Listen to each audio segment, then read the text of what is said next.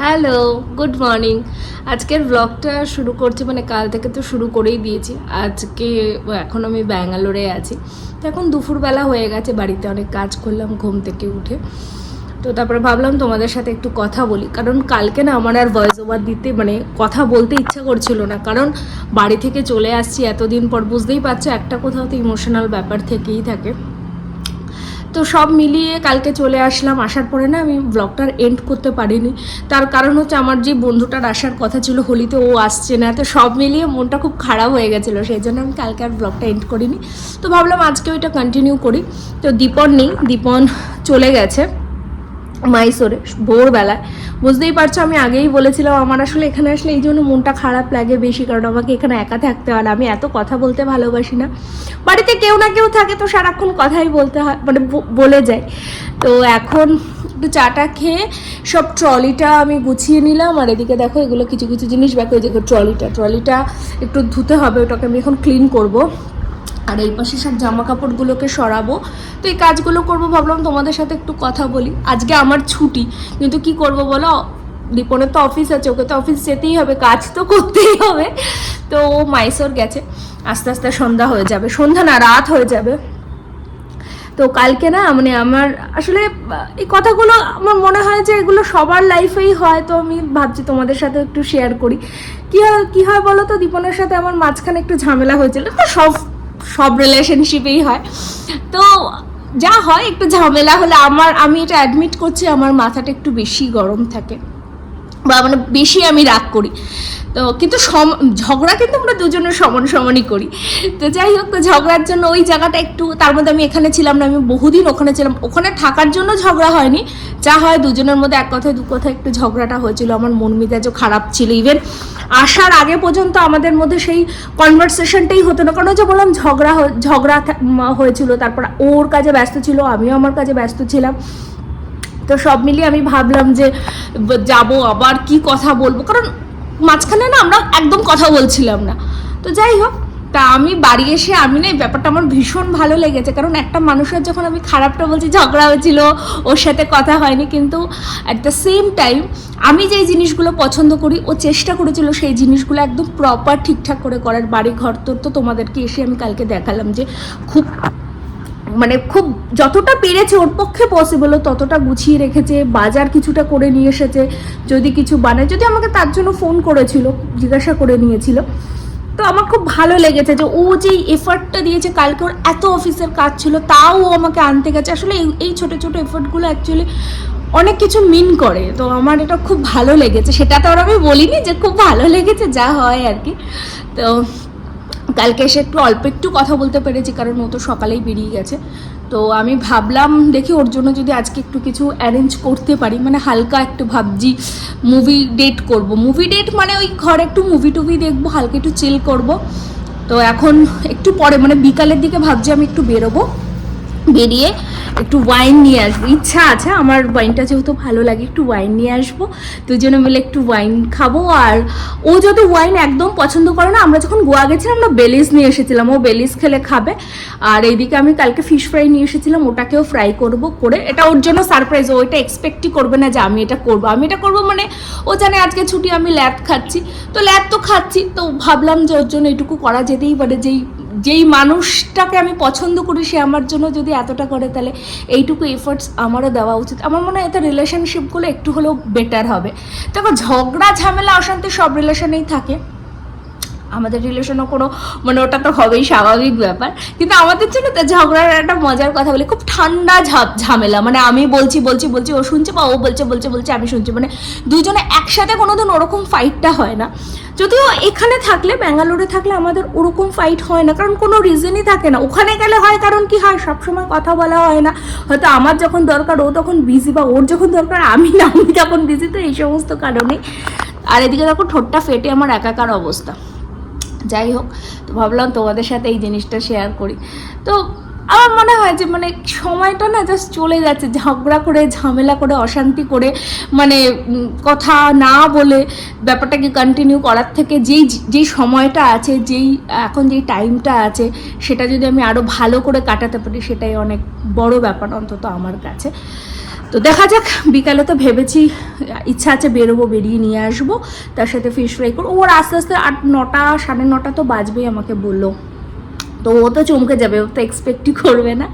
তো যাই হোক, তো এবার চলো বাকি কাজগুলো করি। আরেকটা জিনিস, আমি যা যা পছন্দ করি, বিস্কিট থেকে শুরু করে, বললাম না কেরালা গেছে সেখান থেকে চিপস, আমি এই ফাস্টফুডটা খুব পছন্দ করি, সেই সবও আমার জন্য নিয়ে এসে, তখন ওরা আমার মতো না খুব ঝগড়া চলছিল, আমাকে পরে বলেছে যে তোর জন্য না আমি নিয়ে এসেছি। তো এগুলো ম্যাটার করে, ঠিক আছে, এগুলো সত্যিই ম্যাটার করে। হয়তো রাগের মাথায় আমরা অনেককে অনেক কিছু বলে ফেলি, কিন্তু এইগুলো যখন পরে ঠান্ডা মাথায় ভাবি, তখন ভাবি যে না, অ্যাকচুয়ালি এগুলো ম্যাটার করে। মানে শুধু বাবা মারা ভাবে না, তোমার লাইফে আরেকজনও আছে যে অ্যাকচুয়ালি তোমার জন্য ভাবে।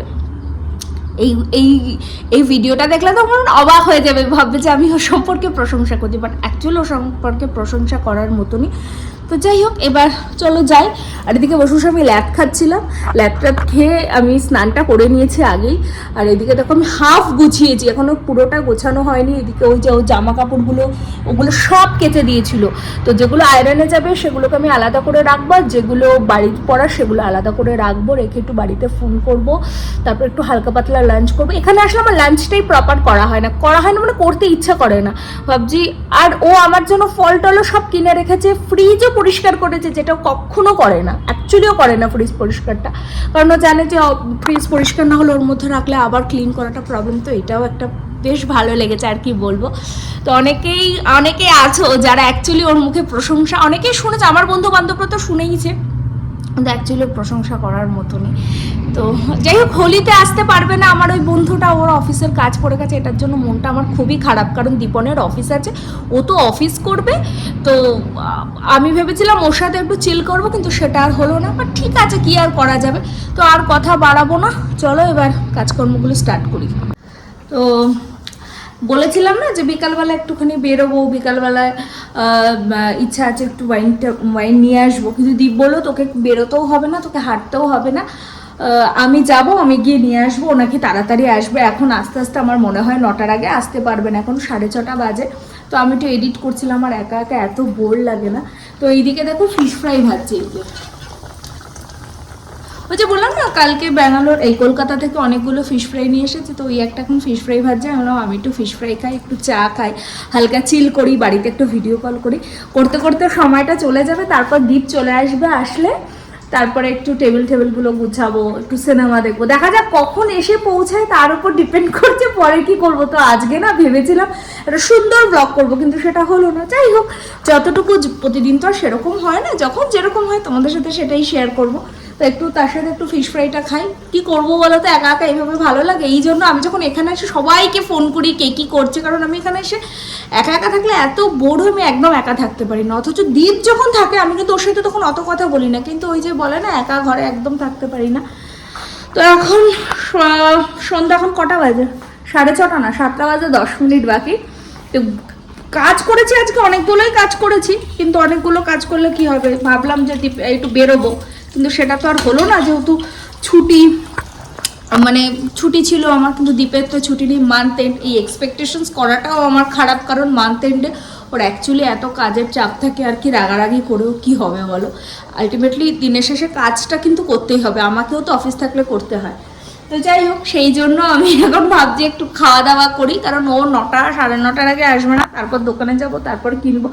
কখন কি করব, আজকে কি হবে জানি না আমি, তো এত কিছু চিন্তা করবো না, এখন হালকা পাতলা খাই দাই, তারপর ও আসুক, তারপর দেখি কি করা যায়। তো চলো চাটাই এবার বানিয়ে নিই, আর বাড়িতে একটু কথা বলে নিই, এই টাইমটা আছে, তুই বাড়িতে একটু ভিডিও কলে কথা বলে নিই।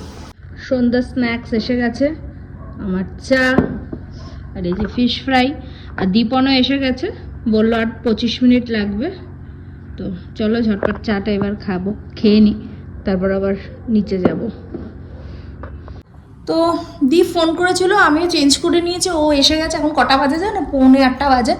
তো চলো বেরোই, তারপর আবার দোকান থেকে সব নিয়ে আসবো, নিয়ে এসে তারপর আবার বসবো। কালকের থেকে আবার অফিস শুরু। কি বলবো, এর জন্য কম্পেনসেট করবি তো? হ্যাঁ, কি রে কিছু বলছিস না? দেখ অন ক্যামেরায় বলছিস না, কোনো কথাই বলবে না, মানে কি বলবো না, এই স্কুটিটার মধ্যে কি ধুলো, প্যান্ট নোংরা হয়ে যাবে। প্রথম কথা এতটা লেট করে এসেছে, লেট করে এসে দেখো এসেও ফোন ঘাটছে। মানে একটা মানুষ ঠিক কতটা বিজি হলে এই কাজগুলো করে। দিচ্ছি হয়ে গেছে কার্টুনে ফোন করতে থাকে একটা দেবো। পেটটাকে পুশ করে জানিয়েছি। কি করেছি?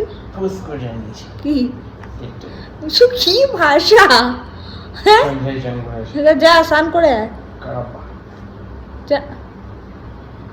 ব্যস্ত আর ব্যস্ত। এখন আমি যতক্ষণ ভিডিও করবো ততক্ষণ কোনো কাজ করবো না, যেই ফোনটা রেখে দেবো অমনি আমার কাজ করা শুরু করবো। এবার দেখো ঠিক করে আস্তে আস্তে উঠে পড়লো, উঠে পড়ে চলে গেল। যা তুই তার ঘরে যা, ওটা হচ্ছে ওর ঘর, ওই যে ওই ঘরটা হচ্ছে ওর ঘর, আর এই ঘরটা হচ্ছে আমার ঘর, কারণ ওই ঘরটা অগোছা, ঘরটা গোছা। যাই হোক নিয়ে এসেছি। এই ওগুলো আমি ভাঁজ করতে পারি না, আমি কি করবো তাই দেখে।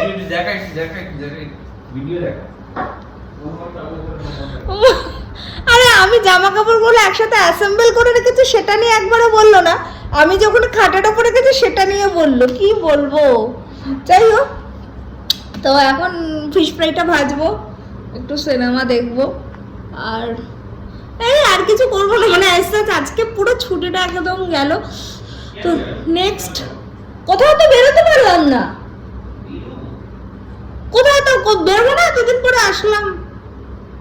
তুই ব্যাঙ্গালোরটা একটু দেখাবি না ঘুরিয়ে? তাহলে আর কোনো কথা বলছে না। তো যাই হোক চলো এবার কাজকর্মগুলো করি। আর বাড়িতে তো ফোন করলাম, সবাই ব্যস্ত, কেউ ফোনই তুললো না। না আমার মা অবশ্য ফোন তুলেছিল। যাই হোক এবার জামা কাপড়গুলো ওগুলো সব ভাঁজ করবো। আমি গেঞ্জি ভাঁজ করতে পারি না, তো আমি কি করবো? আমি জামা কাপড় সত্যিই ভাঁজ করতে পারি না, তো এইটা আমি পারি না। শেখার চেষ্টা করছি, আমি খুব তাড়াতাড়ি শিখে নেব। আর এদিকে আমার যেই চুলগুলো পুড়ে গেছিলো একটু একটু করে এখন চুল ওঠা শুরু হয়েছে।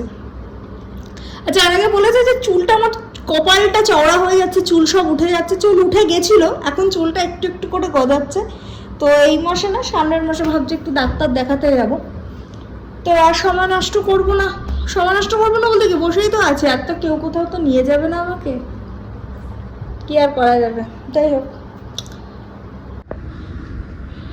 তো এইদিকে ওই যে বললাম না যে কালকে ফিশ ফ্রাই নিয়ে এসেছিলাম, আরও এই যে সেইগুলো টোটাল 6টা এনেছিলাম, এখানে 4টে আছে। আর আজকে সন্ধ্যে একটা খেয়েছি আর কালকে রাতে একটা খেয়েছি। তো এই 4টে ফিশ ফ্রাই ভাজবো। এই যে এখানে তেল গরম হচ্ছে, আর এই যে এখানে ভাত হচ্ছে, ভাত বসিয়ে দিয়েছি, মাটন দিয়ে খাবো।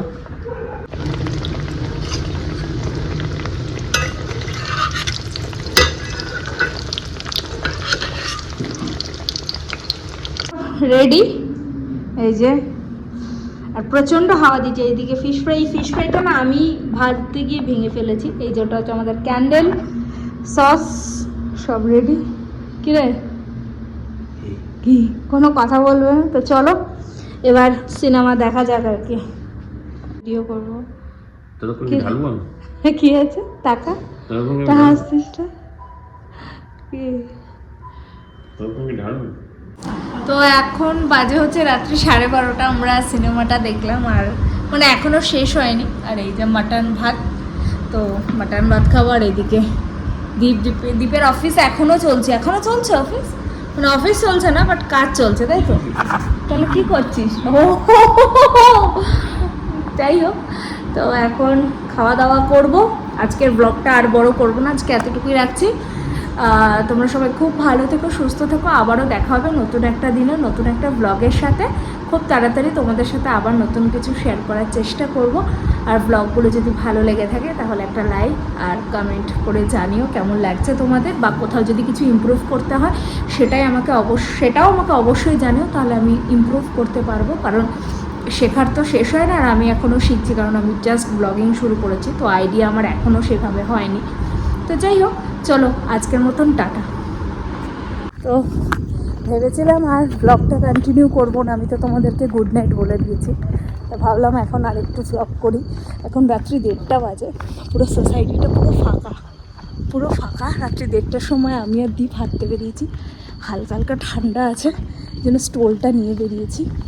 শুধু মানে এখানকার কতগুলো কুকুর আছে সোসাইটির, সেই কুকুরগুলো আমরা আর সিকিউরিটি, এছাড়া পুরো বিল্ডিং পুরো ফাঁকা। দীপ বলছে চল একটু হেঁটে আসি। এতটা মাটন ভাত খাওয়া হয়ে গেছে, মানে ম্যাক্সিমাম। জানি অনেকটা লেট হয়ে গেছে, কিন্তু কিন্তু কিছু করণীয় নেই। বাবা, আমার কুকুরের ফোবিয়া লাগছে, বারবার কুকুর আছে নাকি। তো এখন এই জন্য একটু হাঁটাহাঁটি করবো, করে শোবো। অনেকটা লেট করেই খেয়েছি আজকে, কারণ ওই যে বললাম সিনেমা দেখেছি। আর কতদিন পর এসে একসাথে বোধহয় দুজনে সিনেমা দেখলাম না, প্রায় 2 মাস পর। তো যাই হোক, তো একটুখানি যেন হাঁটাহাঁটি করছে, বেশ ভালোই লাগে। আর বেশ হাওয়া দিচ্ছে, আর গান করেই যাচ্ছে আমার গায়ক রে, গান করেই যাচ্ছে। যে কি গায়কের গায়ক সে কি বলবো। কি একটাই লাইন, একটাই লাইন বল, একটাই লাইন গান গাই, তারপর বাকিটা বানাই। বল লিরিক্স আমি বল। লিরিক্স বল বল, আমার হাতটা ব্যথা করছে, বল আমি কি বলি। কি গানটা না করছি। না, ওইটা যাই হোক, তো ভাবলাম এইটুকুনি আর কেন তোমাদেরকে, মানে এটুকুও কেন আর মিস যাবে, এটুকুও তোমাদেরকে দেখিয়ে দিই। তো পুরো বিল্ডিংটা আমরা পাক খাচ্ছি এখন। মোটামুটি 10 মিনিট তো হাঁটবো, তাই না? খুব জোরে জোরে হাঁটছি, না 8 ঘন্টা হাঁটবে, মানে রাত্রি 2টো বেজে যাবে মনে হচ্ছে। যাই হোক, ঠিক আছে, কাল থেকে অফিস, এত রাতে হাঁটতে বেরোবো না, একটু তাড়াতাড়ি বেরোবো। তো চলো, আজকে আর বাড়াবো না ব্লগটা, ভাবলাম এটা শেয়ার করি, সেই জন্যই আর কি ক্যামেরাটা অন কর। টাটা টাটা বলে দে, টাটা। টাটা। মানে কেমন একটা যেন গুরু গম্ভীর একটা কেমন বয়স্ক লোকদের মতো আচরণ হয়ে যাচ্ছে। চলো।